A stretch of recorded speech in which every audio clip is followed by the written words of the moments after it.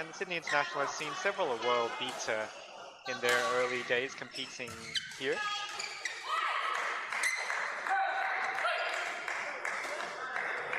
A very notable example was Yuki Fukushima, former women's doubles world #1. She won women's doubles here as well as women's singles. She's a several-time world championship silver medalist as well.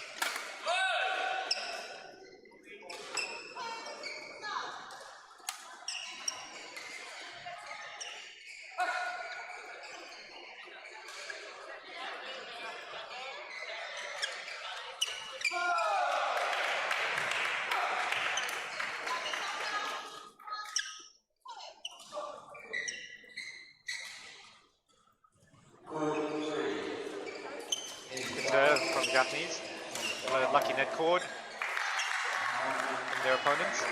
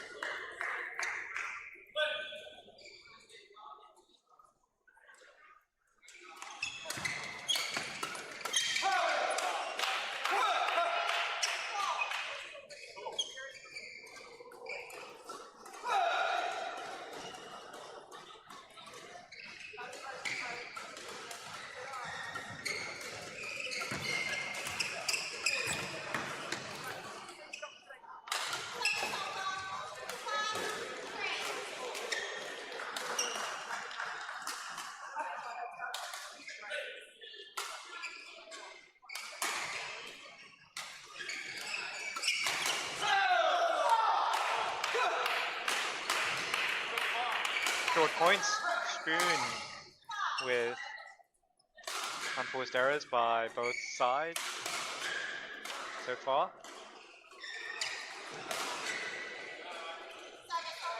Including service errors from both Chinese Taipei and Japan players. Nothing much we can tell from the play.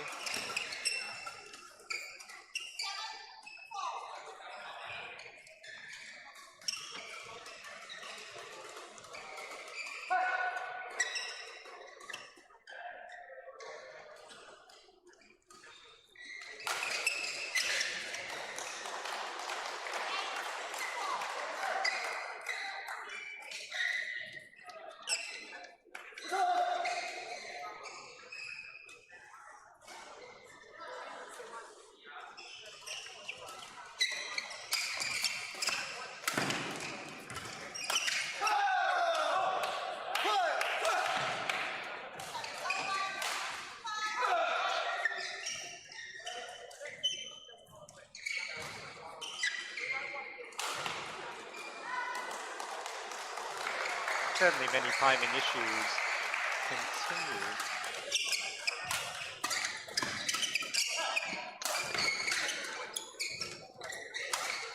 Chinese Taipei players looking to find some timing on flat drives. And even there from their side.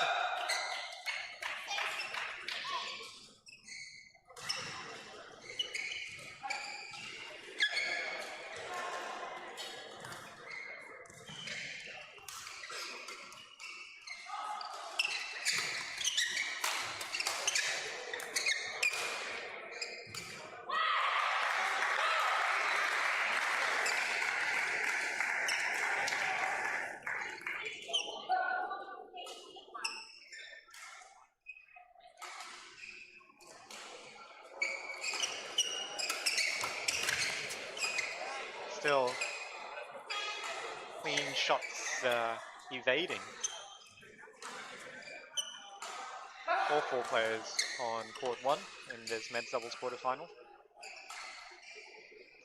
Chinese Taipei still maintaining the early lead from extra unforced errors at the beginning of play.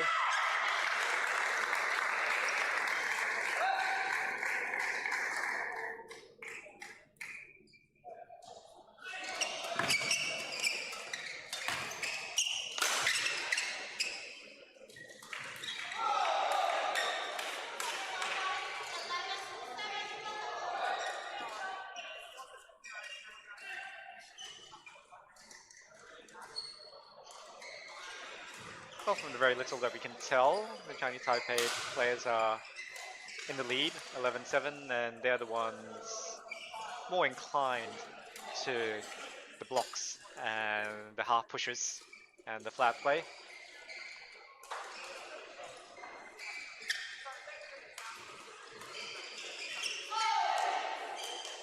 Japanese players trying to produce some power flat play, but timing issues.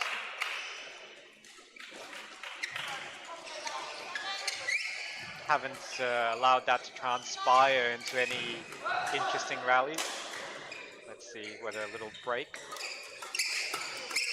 brings fresh perception from both sides.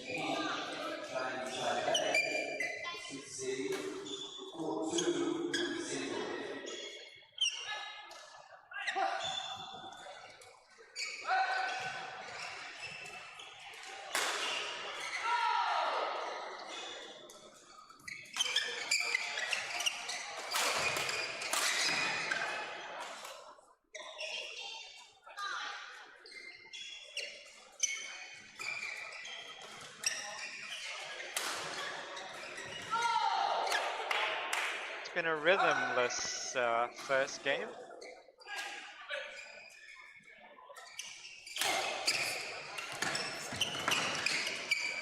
I'm hoping for better things soon. Both nations have a tradition of men's doubles. Chinese Taipei, from memory, I don't think they've had a world number 1 in men's doubles, but they do have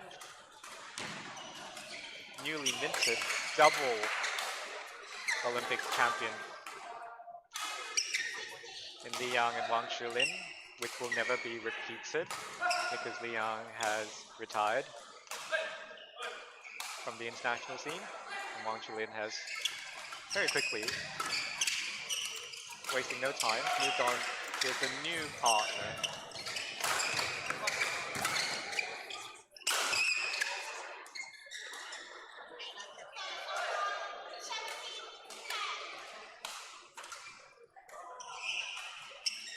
Japan have, on the other hand, produced world number 1 and world champion. Well, currently I think about world number 9, Kobayashi and Haruki.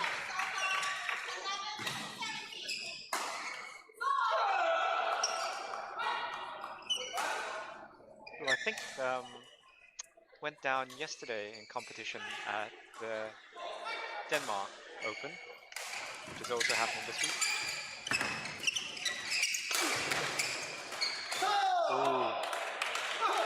Nice choice of shot from Chinese Taipei. Wasn't able to produce, but showing their opponents willingness to produce that backhand off cross-court defense.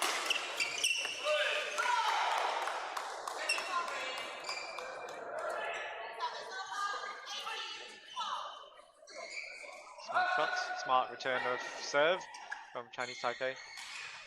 Hitting straight through the center. Usually earns a cheap reply.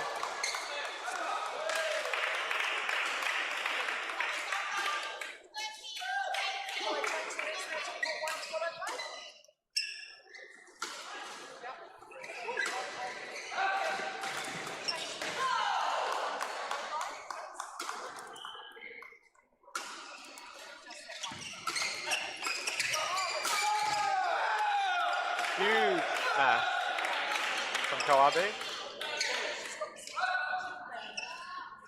Japanese side clearly can feel the energy in that.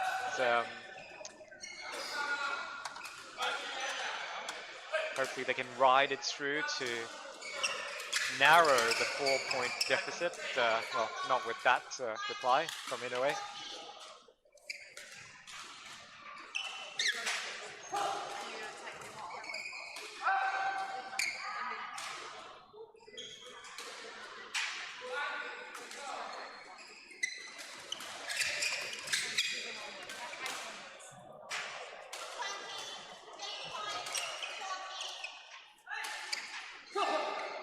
Well, despite the patchy play, half-court pushes, paying dividends at crucial junctures for the Chinese Taipei pair.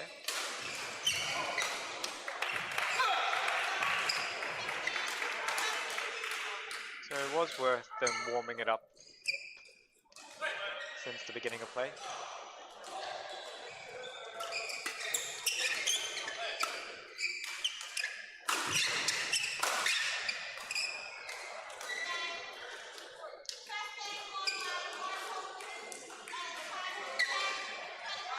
Lai and Chai. Chinese Taipei taking the first game, 21-15, over their seeded opponents from Japan.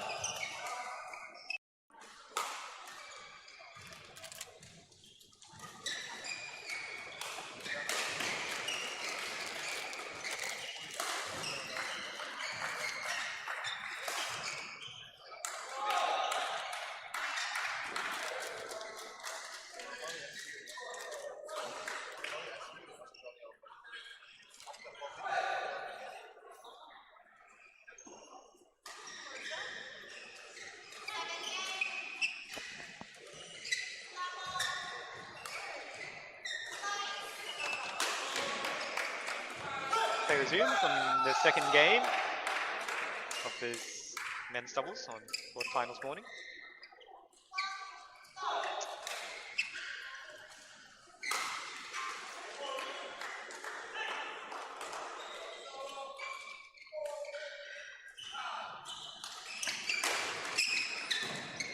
So my early thought is, apart from switching sides adjustment issues, Chinese Taipei players might have determined that their Japanese opponents are not the most powerful players, so they don't have to worry about that aspect. So game plan could stay the same.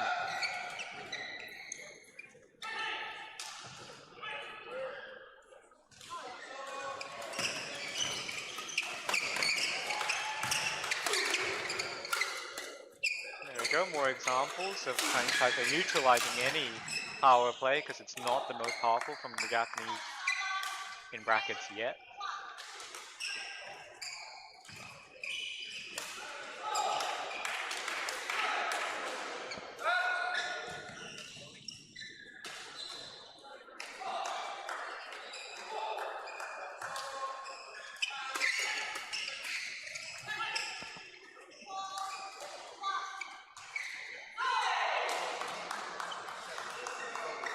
Lion Chai, Chinese Taipei happy to neutralize all sorts of flat play from the Japanese opponents.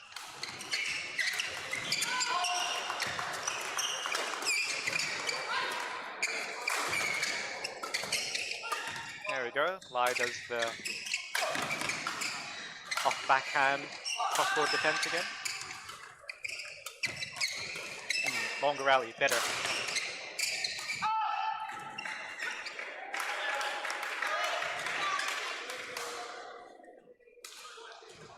Our favorite rally so far. A bit of everything from everyone. But the narrative didn't change. And the outcome of the rally didn't really change either, as expected. Chinese Taipei, all their good habits paying dividends.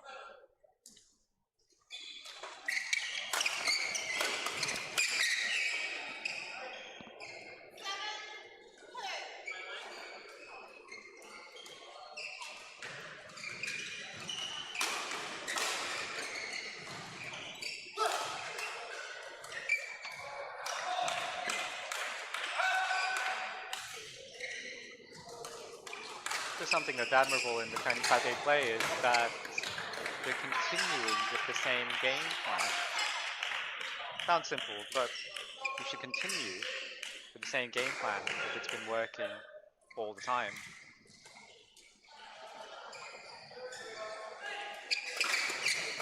It requires you knowing what your partner is doing and being on the same page.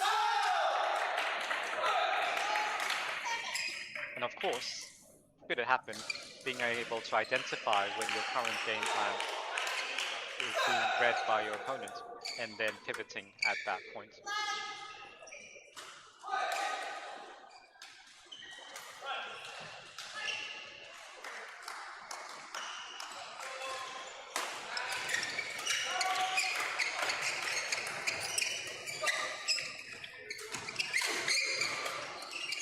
Lai racket always up, always knowing so far where his Japanese opponents are, shuttles are going to come.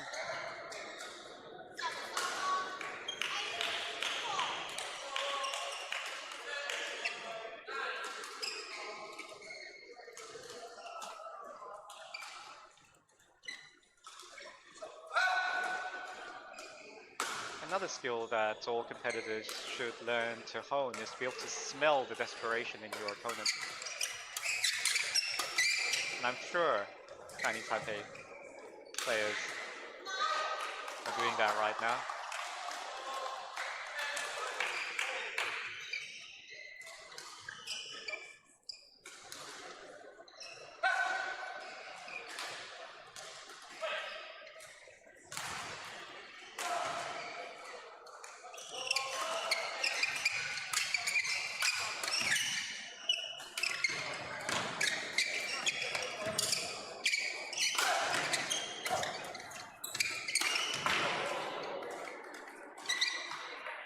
Even though there's a clash of rackets there from Chinese Taipei, it was a good sign because both of them read what their opponent was about to produce.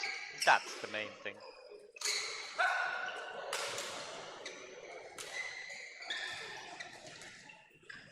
So if we reverse all of our learnings, it's a surprise that the Japanese players are not trying to do something different. At least temporarily. To disrupt the tempo and just disrupt the predictability of what they're doing.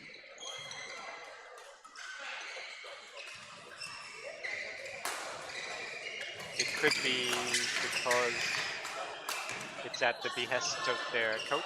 The coach wants them to learn a particular play and commit to it, even though it doesn't bear fruit immediately. That's a legitimate way of playing. But we go to the second game interval with the unseeded pair up 1 game and 11-5 at the second game interval.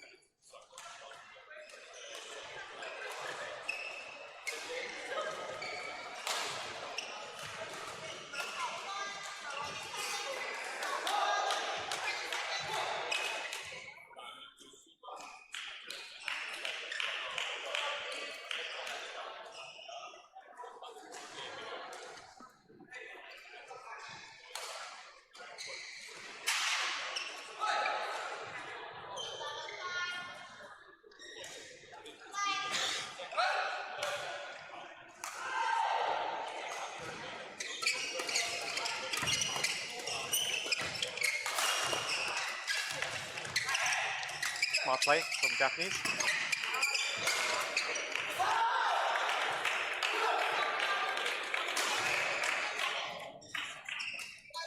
Not a moment too late to help their campaign. Japanese really have to get the scores closer. Otherwise, it could be our 5th straight games match on court 1 on quarterfinal this morning.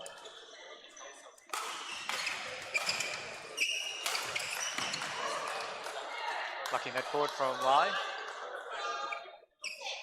Not helping the Japanese.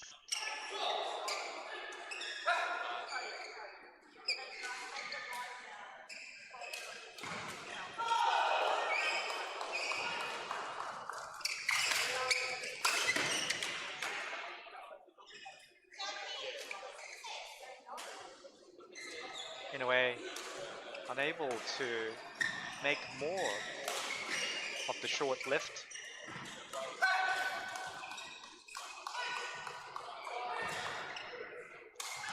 Again, signs of desperation from the Japanese side.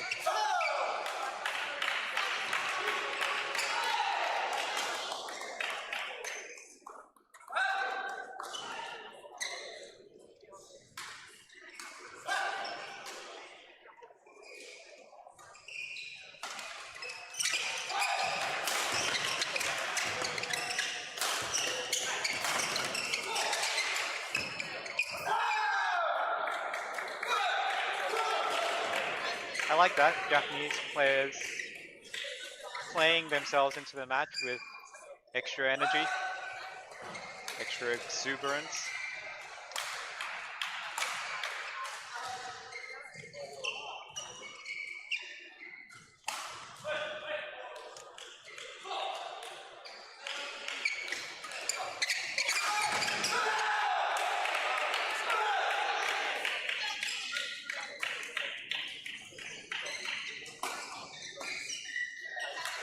If that's meant to be the natural power and tempo of their play, the Japanese have finally got there.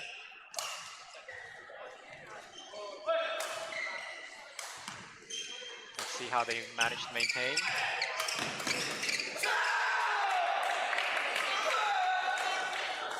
Being rewarded with a string of points.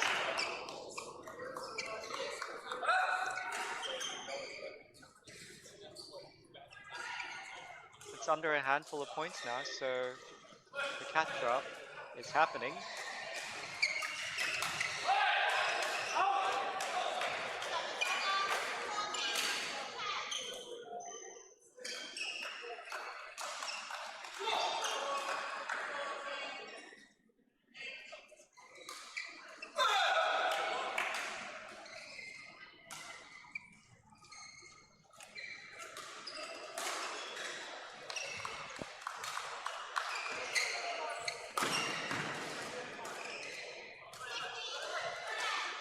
That's a smart flicker from Lai, who's been playing intelligently the whole match.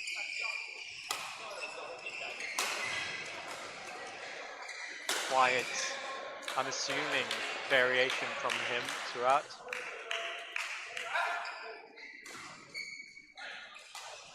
Again, not exactly deception all the time, but keeping the opponents on their toes.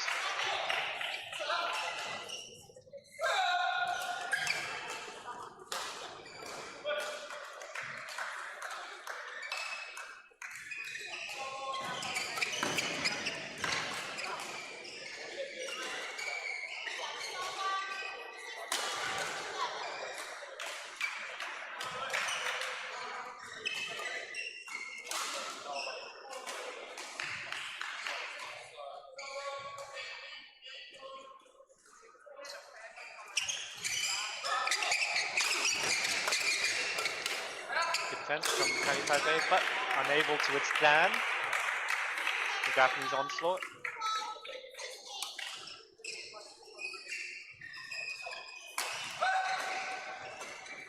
More confirmation, Kawabe's found his usual form. They're still playing catch up, the Japanese side.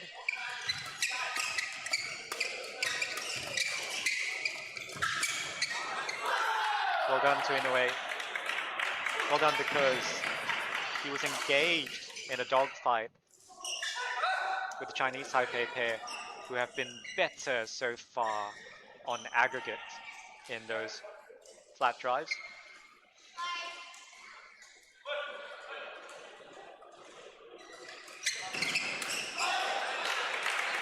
Again, right place, right time, but LAI, maybe feeling reverse scoreboard pressure. Mishit on a shot that he was anticipating, second guessing himself. So Japanese pair sowing seeds of doubt in their opponent.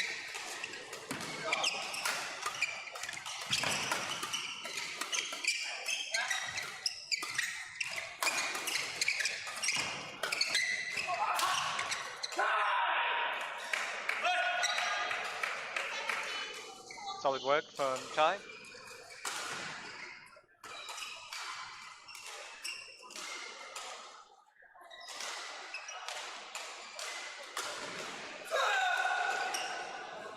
So far, LAI and Chai still the pace setters in this second game. When it comes to implementing a strategy of play.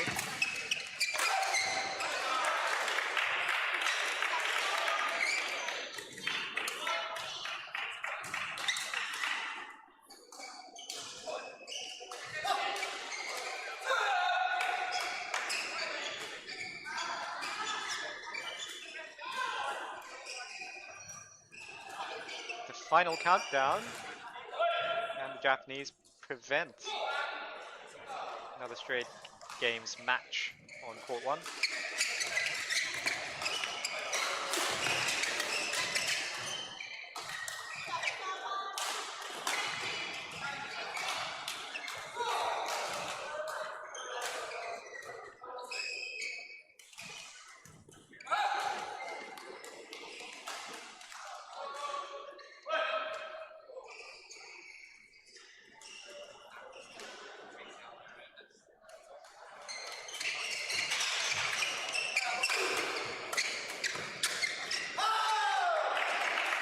Not the cleanest of hits from INOUE, but he was hunting and got the slightly upwards lift that he wanted. Put it away.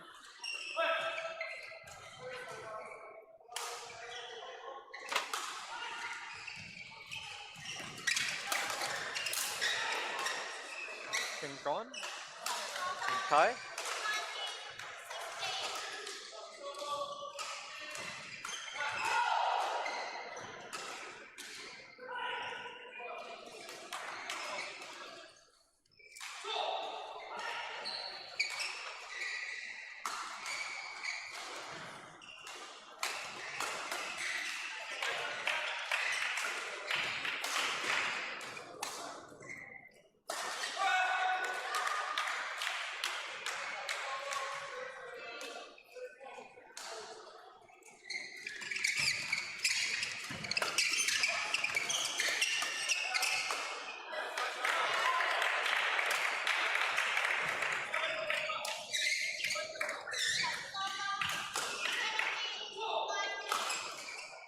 That's really good work from the Japanese, irrespective of score. Defying the scoreboard pressure, in a way. Doing the job that he's always wanted to do in the front court.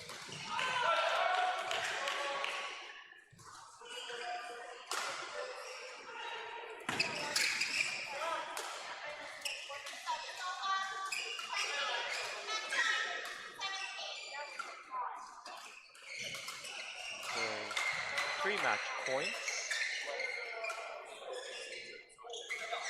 The tie to serve.